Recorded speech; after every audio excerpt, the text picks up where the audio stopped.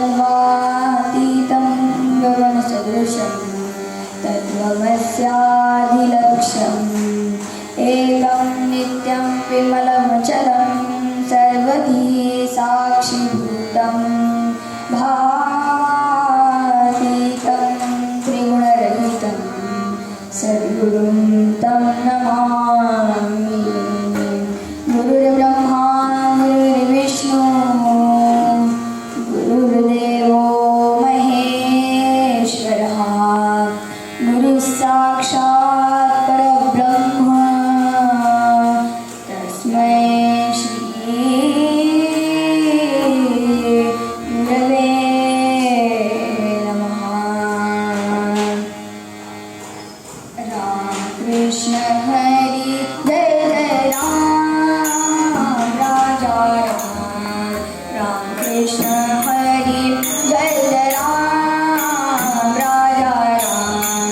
शरणागत दीना चरणी नेई शरणागत दीना चरणी नेई करुणादृष्टीने हारी राजा राम करुणादृष्टीने हारी राजा राम।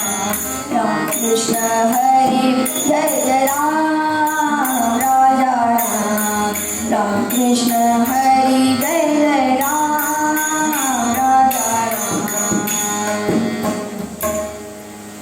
बालकृष्ण चरणी लक्ष लावो बालकृष्ण चरणी लक्ष लावो कीर्तन संगे रंगात देव वाहो रे कीर्तन संगे रंगात देव वाहो रे बालकृष्ण चरणी लक्ष लावो बालकृष्ण चरणी लक्ष लावो सद्रूप चिन्मय नारायण रूप धाऊ सद्रूप चिन्मय नारायण रूप धाऊ तन्मय होनी बलवंत प्रेमे गाऊ तन्मय होनी बलवंत प्रेमे गाऊ बालकृष्ण चरणी लक्ष लावो बालकृष्ण चरणी लक्ष लावो चरणी लक्ष लावो चरणी लक्ष राम राम राम राम राजा राम सीताराम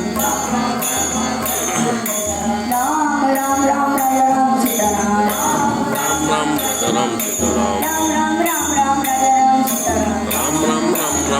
राम सीताराम राम राम राजा राम सीताराम राम राम राजा राम सीताराम राम राम राजा राम सीताराम बोला कुंडली कवरले हरी विठ्ठल श्री ज्ञानदेव तुकाराम पंढरीनाथ महाराज की जय देवर्षी नारद महाराज की जय जय जय रघुवीर समर्थ मंगलमूर्ती मोरया।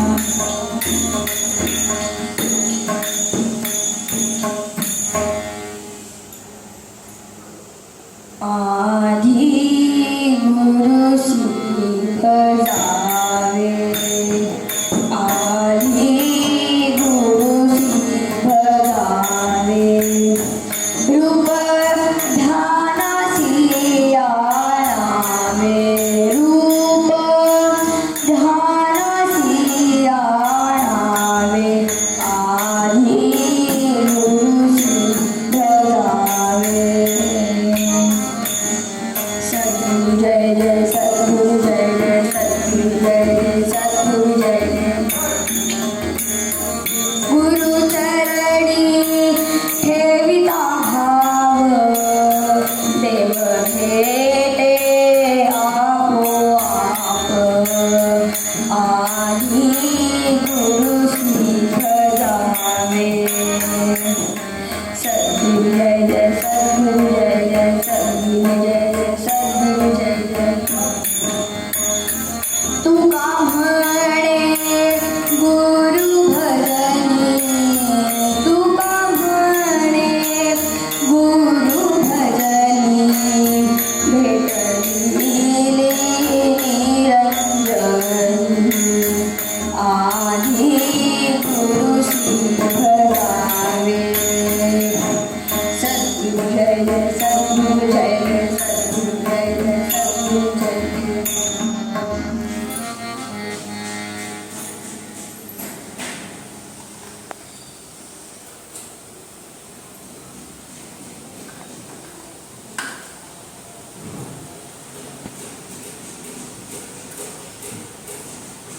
गुरुर्ब्रह्मा गुरुर्विष्णू गुरुर्देवो महेश्वरः गुरुसाक्षात् परब्रह्म तस्मै श्री गुरवे नमः. अवधूत चिंतन श्री गुरुदेव दत्त. आजचा निरूपणासाठी घेतलेला हा अभंग संत जगद्गुरु तुकाराम महाराजांचा आहे. ते या अभंगात गुरुचे महत्त्व सांगतात. त्यांच्या शिष्याला असा प्रश्न पडतो की तुकाराम महाराजांचे गुरु कोण. तर तो प्रत्यक्ष तुकाराम महाराजांना विचारतो की तुमचे गुरु कोण. तर ते त्यावर उत्तर देतात, गुरु शिष्याचे नाते हे सर्वतोपरी मानले गेले आहे. गुरु हा आपल्याला कुठल्याही रूपात भेटू शकतो.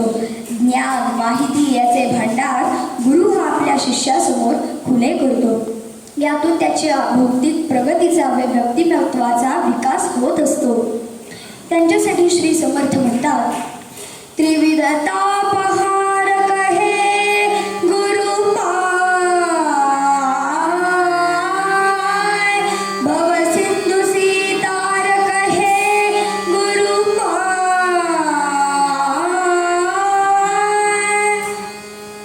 साधकावर कृपा करून त्याला भगवत भक्तीच्या पंथास लावणारे हे श्री गुरुपाय व त्यांच्या सेवेने त्या साधकांना श्रीराम स्वरूपाचा साक्षात्कार होतो. राजाधिराज प्रभू रामचंद्र महाराज की जय. गुरुचरणी ठेविता भाव देव भेटे आपोआप. फुग्यामध्ये हवा भरल्यानंतर तो फुगा जसजसा आकाशामध्ये उंच उंच जाऊ लागतो तसेच शिष्यावर एकदा का गुरुची कृपा झाली की त्या शिष्याचे मन सर्व विषयांपासून दूर जाऊ लागते. म्हणजे त्या शिष्याला जे काही साधायचे आहे ते साधले जाते. छंद मनागे अखंड सद्गुरु समर्थ चरणांचा, या विण दुस्तर सागर तरण्या मार्ग नसे साचा. गुरुचरणांची गोडी तुझला किती सांगू घाते. सेवक किंकर स्वच्छंदाने गुरुपुढी नाते. छंद मनागे अखंड सद्गुरु समर्थ चरणांचा, या विण दुस्तर सागर तरण्या मार्ग नसे साचा. जय जय सद्गुरु, जय जय सद्गुरु. एकदा का शिष्या साधकावर गुरुची कृपा झाली की तो साधक त्या गुरुशिवाय राहू शकत नाही. आता साधक म्हणजे काय. तर साधक म्हणजे अभ्यासू. साधक म्हणजे ज्याला काहीतरी मिळवायचे. साधक म्हणजे ज्याला काहीतरी साध्य करायचे साधायचे तो खरा साधक. त्याच्यासाठी मी तुम्हाला एक दृष्टांत सांगतो. जनाबाई नावाच्या एक संत होत्या. त्या भगवंताची भगवान श्रीकृष्णांची अफाट भक्ती करायच्या आणि ती भक्ती करत असताना कुठलेही काम झाले की कृष्णार्पणमस्तु कृष्णार्पणमस्तु कृष्णार्पणमस्तु असं म्हणायच्या. आणि असं म्हणायच्या हे भगवंताला फार प्रिय होते.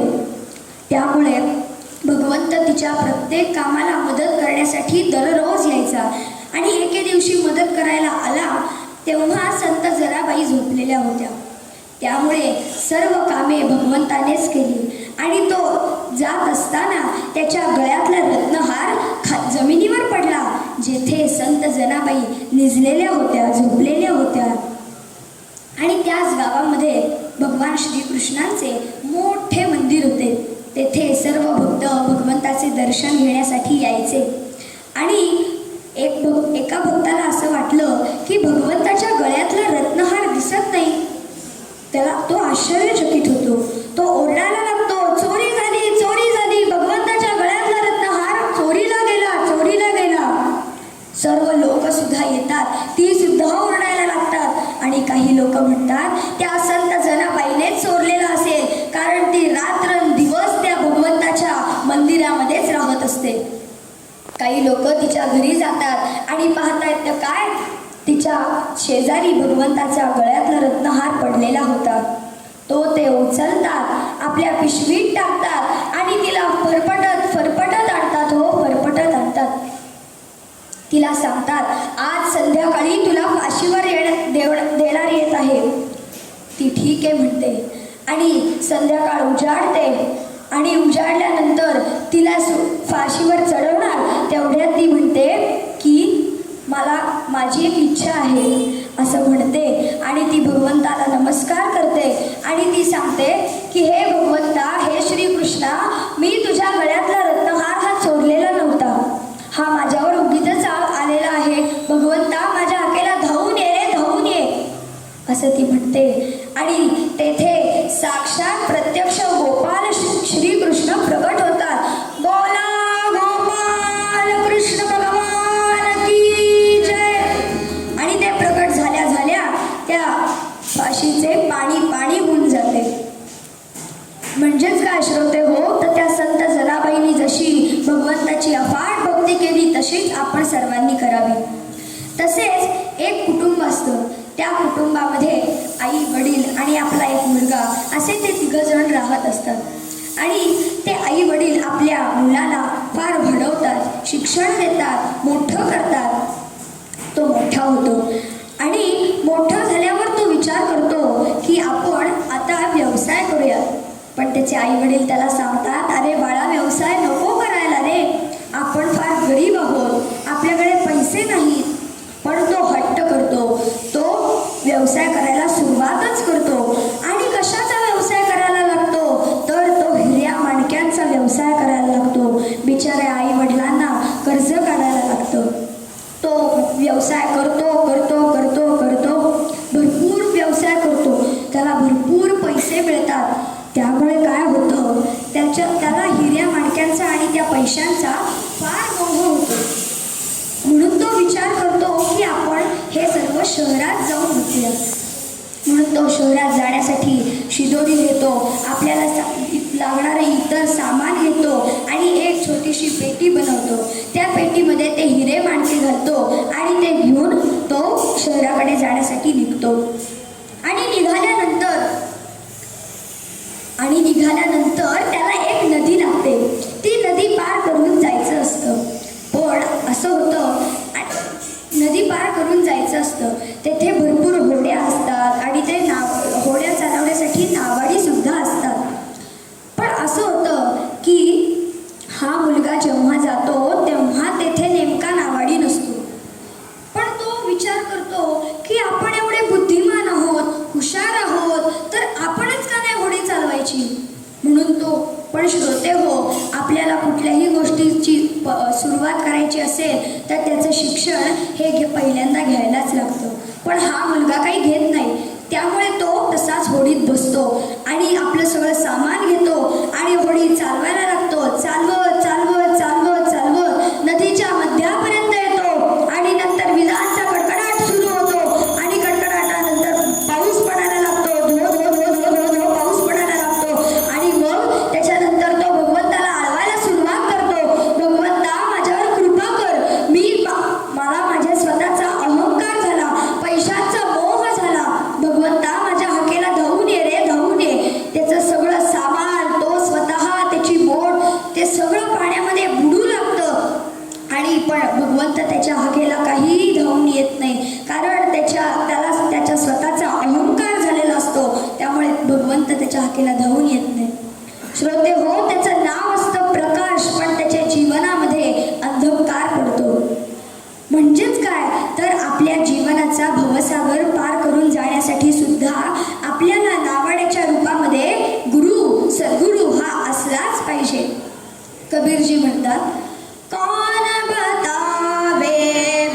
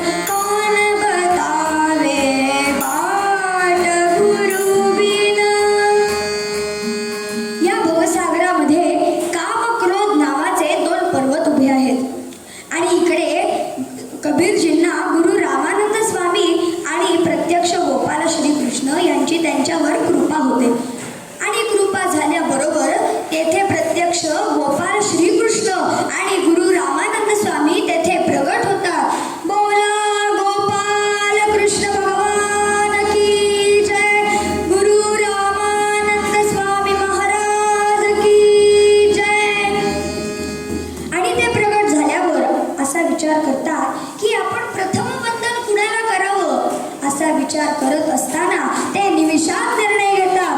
गुरु गोविंद दो खडे का केला गोपाळ, बलिहारी गुरु आपने गोविंद दियो बताय. भजो रे भैया राम गोविंद हरे, भजो रे भैया राम गोविंद हरे, भजो रे भैया राम गोविंद हरे, राम गोविंद हरे, राम गोविंद हरे. की ज्यांच्या कृपेमुळे आपल्याला भगवंताचे दर्शन झाले त्यांना प्रथम वंदन करणे हे योग्य राहील.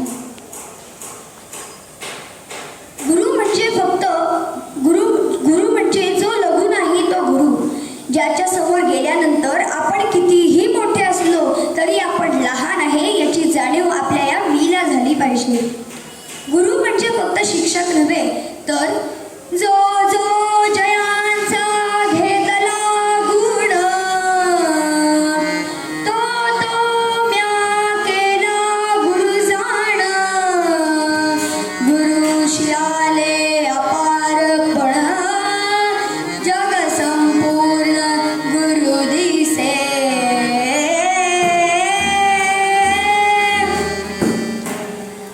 तुकाराम महाराज एका अभंगात सांगतात की सद्गुरु वाचोनी सापडे ना सोय, धरावे ते पाय आधी आधी. वाङ्मयामध्ये गुरुचे 4 प्रकार सांगितले आहेत. गुरु, सद्गुरु, श्री गुरु आणि जगद्गुरु. गुरुपासून आपला जीव चांगलं शिकतो. सद्गुरूपासून आपल्याला सद्वस्तूची प्राप्ती होते. श्री गुरु म्हणजे सद्गुरूपेक्षा मोठा तो श्री गुरु, आणि जगद्गुरु म्हणजे आपल्याला आत्ता या क्षणी कुठलाही प्रश्न निर्माण झाल्यास तो सोडवण्यास मदत करतो आणि सोडवण्याची ताकद देतो, तो जगद्गुरु होय. सद्गुरु वाचूनी वाचूनी, सद्गुरु वाचूनी वाचूनी, विफल जिडे आता भाकडे काय. शुक सांगे भागविला कृष्ण वाहुनी लाकडे काय. मोरोपंत म्हणाले की ज्यांच्यावर सद्गुरु कृपा झाली नाही, आपल्यावर सद्गुरु कृपा व्हावी म्हणून ज्याने प्रयत्न केला नाही, तर तो कितीही वाचला, त्याला कितीही कोणीही वाचवलं तरी त्याचं ते वाचणं आणि जिरणं हे व्यर्थ आहे. असं पहा, आपल्या जगाचा मालक बलवान गोपाल श्रीकृष्ण, ते सांदीपनी ऋषींच्या आश्रमात राहून भगवान गोपाल श्रीकृष्ण झालेले आहेत. म्हणजेच काय तर तन मन धन या सर्वाने आणि गुरुसेवा करून त्या आपल्या या मानवाला आपल्या मानवत्वाचा खरा आकार समजतो. तसेच सूत्रश्लोकात म्हटल्याप्रमाणे गुरुर्ब्रह्मा गुरुर्विष्णू गुरुर्देवो महेश्वरः, गुरु साक्षात परब्रह्म तस्मै श्री गुरवे नमः. अवधूत चिंतन श्री गुरुदेव दत्त. सद्गुरूच्या शब्दावर विश्वास ठेवणं हे एक तत्व आहे. गुरु ही एक शक्ती आहे. गुरु हा एक कल्पवृक्ष आहे. हाच आशय घेऊन आपल्याला संत तुकाराम महाराज मूळ पदात सांगतात. आधी गुरुसी भजावे, आधी गुरुसी भजावे, रूप ध्यानसी आणावे, रूप ध्यानसी आणावे.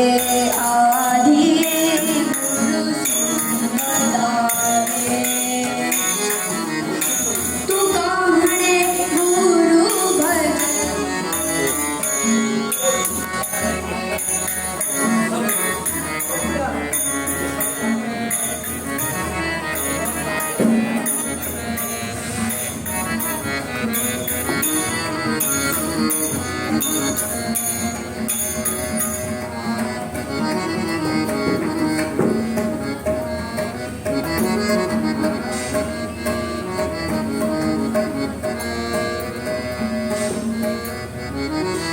Thank you. आमच्या प्रथेप्रमाणे थोड्या वेळ भजन करूया. जय जय गुरु महाराज गुरु, जय जय परब्रह्म सद्गुरु.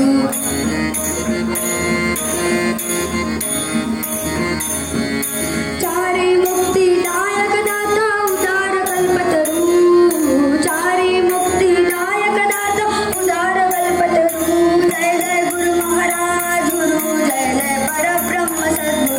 जय जय गुरु महाराज गुरु, जय जय परब्रह्म सद्गुरु. जय जय गुरु महाराज गुरु, जय जय परब्रह्म सद्गुरु. जय जय गुरु महाराज गुरु, जय परब्रह्म सद्गुरु. कुंडली गवरदे हरी विठ्ठल, श्री ज्ञानदेव तुकाराम, पंढरीनाथ महाराज की जय, माऊली ज्ञानेश्वर महाराज की जय, सद्गुरुनाथ महाराज की जय. जय जय रघुवीर समर्थ मंगलमूर्ती मोरया.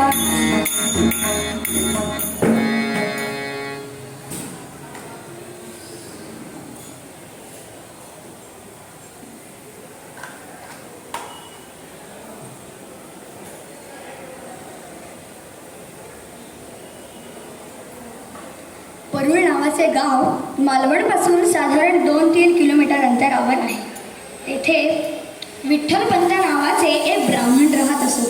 ते रोज नित्य ध्यान अध्ययन चिंतन करत असायचे आणि ते त्यांची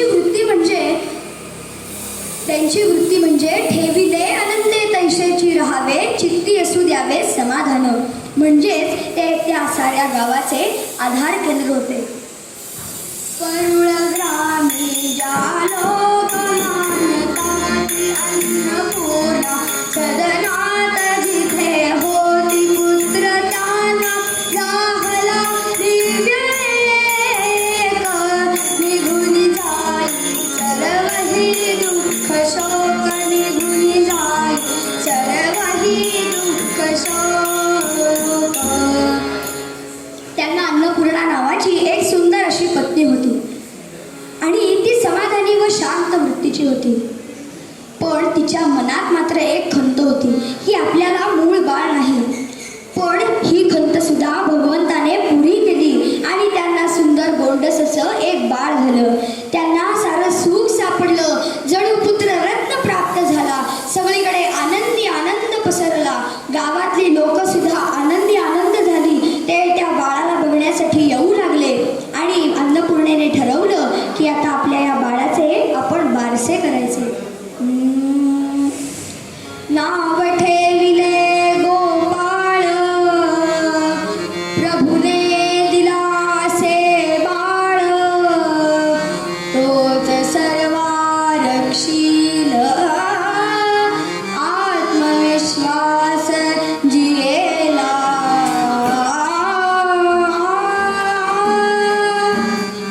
निळ्या नभात निशिकांत शोभावा तसा दारिद्र्याच्या काळ्या पडद्यावर आगळ्या तेजाने हा गोपाळ शोभू लागला.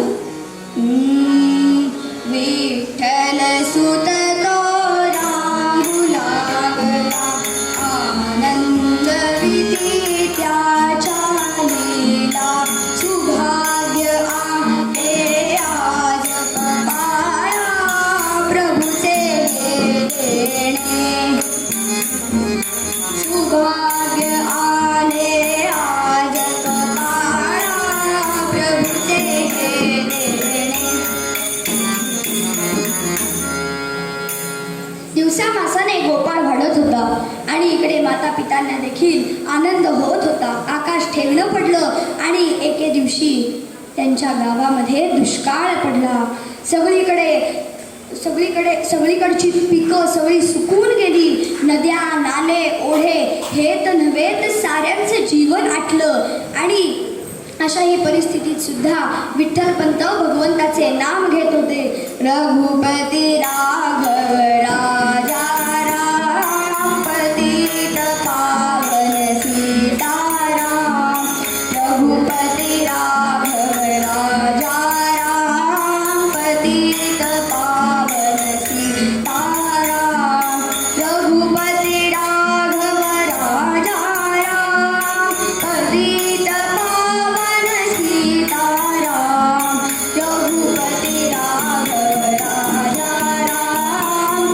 पतित पावन सीताराम रघुपती राघव राजा राम पतित पावन सीताराम रघुपती राघव राजा राम पतित पावन सीताराम. अशाही परिस्थितीत सुद्धा न खाता न पिता आपल्या गावासाठी आणि गावातल्या लोकांसाठी ते भगवंताला आळवत होते आणि शेवटी त्याचा व्हायचा तोच परिणाम झाला. विठ्ठलपंत थकले, आजारी पडले, अन्नपूर्णा दुःखी कष्टी झाली आणि एके दिवशी सारा गाव दुःख सागरामध्ये बुडून गेला. म्हणजेच एके दिवशी विठ्ठलपंतांना देवाज्ञा झाली. विकल चित्त बभूत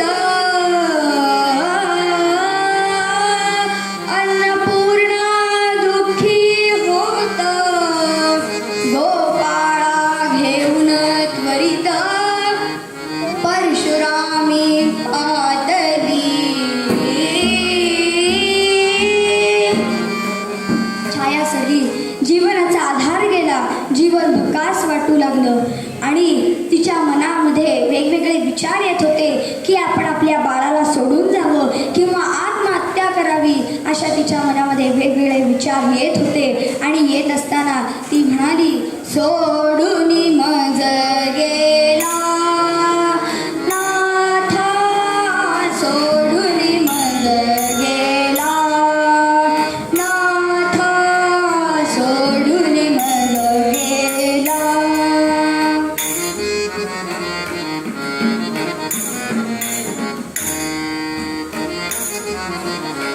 कोसळता जरी वृक्ष ती पाडते लतिका धरणीला सोडून मज गेला नाथा सोडून मज गेला.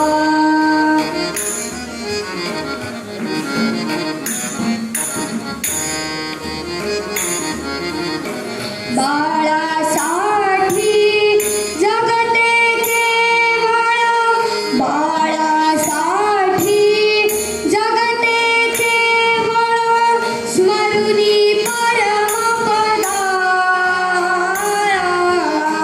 सोडून मज गेला नाथा सोडून मज गेला सोडून मज गेला सोडून मज गेला.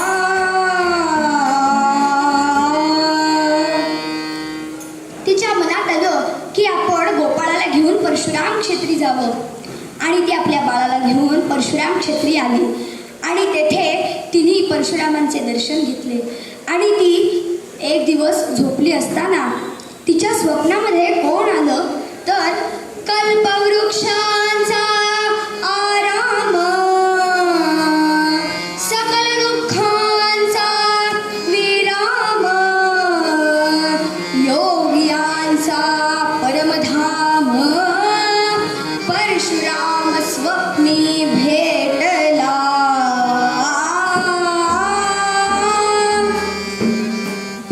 तिचं काही पुण्य असल्याशिवाय का तिच्या स्वप्नामध्ये प्रत्यक्ष परशुराम आले आणि ते सांगतायत, क्षेत्र पंढरी सदैव विठूचे क्षेत्र पंढरी सदैव विठूचे तेथे जाऊन राही आनंदाचा कंद असा तो आनंदाचा कंद असा तो डोळे भरून पाही डोळे भरून पाही. प्रसन्न स्त्री चंद्रभागा माई पाहून तिचं मन भरून आलं, तिचं पारणं फिटलं आणि मंदिरामध्ये भगवंताचा नामगजर सुरू होता आणि त्यामध्ये तिला वाटलं की वारकऱ्यांसोबत आपण सुद्धा नामगजर करावा. विठू माऊली तू माऊली जगाची विठू माऊली तू माऊली जगाची माऊलीच मूर्ती विठ्ठलाची विठ्ठला माय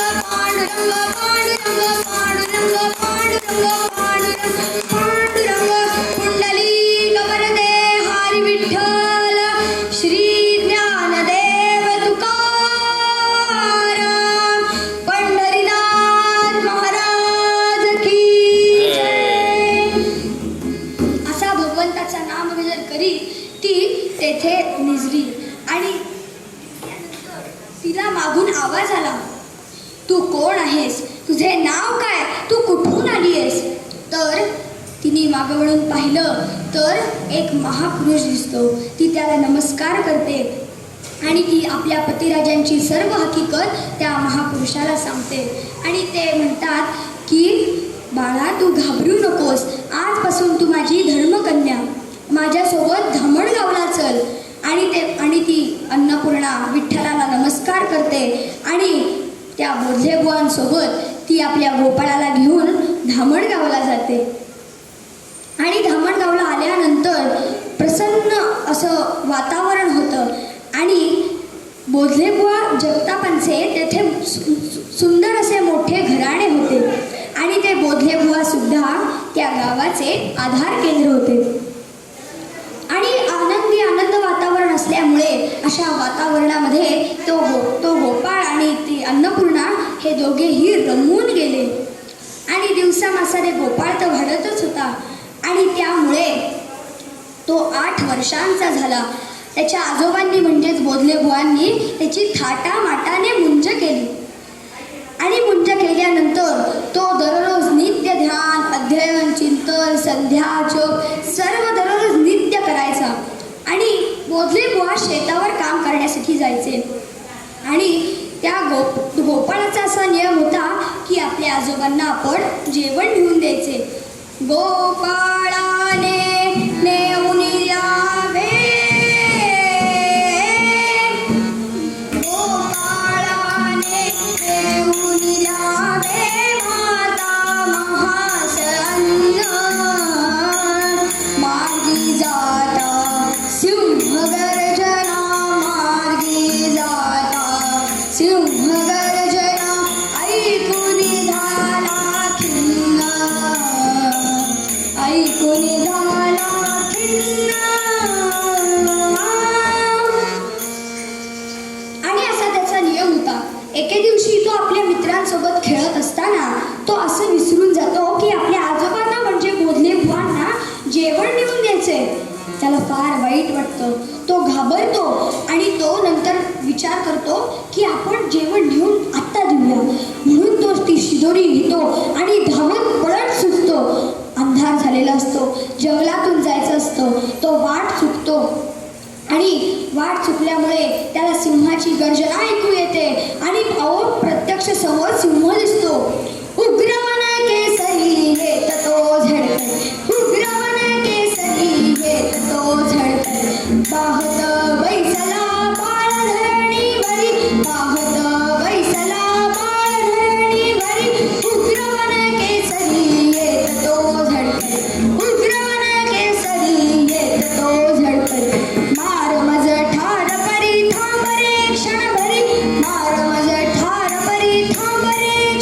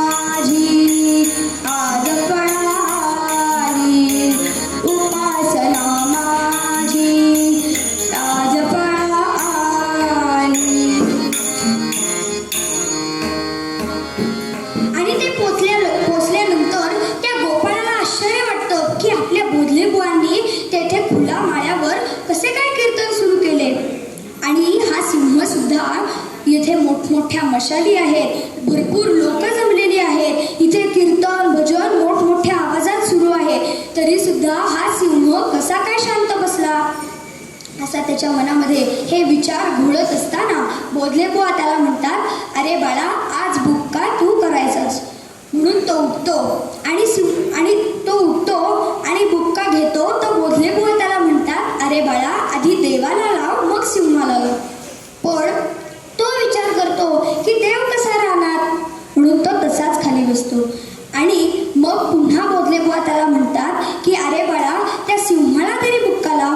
म्हणून तो उठतो आणि आपल्या सद्गुरूंचे नाव घेत तो त्या सिंहाला बुक्का लावणार. तेवढ्यात सिंह जोरात गर्जना करतो आणि ते बाळ घाबरतं की आपले बोधलेबुवा कीर्तनातनं धावत पळत येतात, आपल्या बाळाला पोटाशी धरतात आणि ते त्याला सांगतात, अरे बाळा, घाबरू नकोस. जो आपल्याला सांभाळणारा आहे तो आपल्याला कशी भीती दाखवेल. श्वास रोखून विश्वासानं पाहणाऱ्या सिंहाकडं आणि डोळे भरून पाहणाऱ्या गोपाळाला त्या देवानं आपल्या पोटाशी धरलं. आणि बोधलेबुवा म्हणाले, बाळा, तुझे जीवन कृतार्थ झाले. आणि श्रोते हो म्हणजेच काय, तर त्या सिंहाच्या रूपामध्ये प्रत्यक्ष ते विठ्ठल होते. आणि सद्गुरूंच्या कृपेमुळे महाराज बोधलेबुवा आणि गोपाळ हे दोघेही धन्य झाले. आणि श्रोते हो, पण जेव्हा अन्नपूर्णा पंढरपुरात होती तेव्हा मागून आवाज आला की तू कोण आहेस, तुझे नाव काय. आणि त्यांनी त्या बोधलेबुवांनी त्या गोपाळाला आणि अन्नपूर्णेला जे सांभाळलेले होते तर ते बोधलेबुवा नव्हते, तर ते विठ्ठलाच्या रूपामध्ये आलेले ते विठ्ठलच होते. हाच असे घेऊन आपल्याला संत तुकाराम महाराज मूळ पदात सांगतात, आधी गुरुसी भजावे, आधी गुरुसी भजावे, रूपा ध्यानासी आणावे, आधी गुरुसी भजावे. सद्गुरु जय जय सद्गुरु जय जय सद्गुरु जय जय सद्गुरु जय जय सद्गुरु जय जय सद्गुरु जय जय सद्गुरु जय जय सद्गुरु जय जय सद्गुरु जय जय. झालेली कीर्तन सेवा माझ्या सद्गुरूंच्या चरणी अर्पण करतो, नारदांच्या व्यासांच्या चरणी अर्पण करतो आणि येथे माझ्या वाणीला मी पूर्ण विराम देतो. जय जय रघुवीर समर्थ. आणि या दोन्ही तबलेवाला काकांनी आणि पेटीवाल्या दादांनी मला साथ दिल्याबद्दल मी त्यांचे पण आभार मानतो आणि येथे थांबतो. जय जय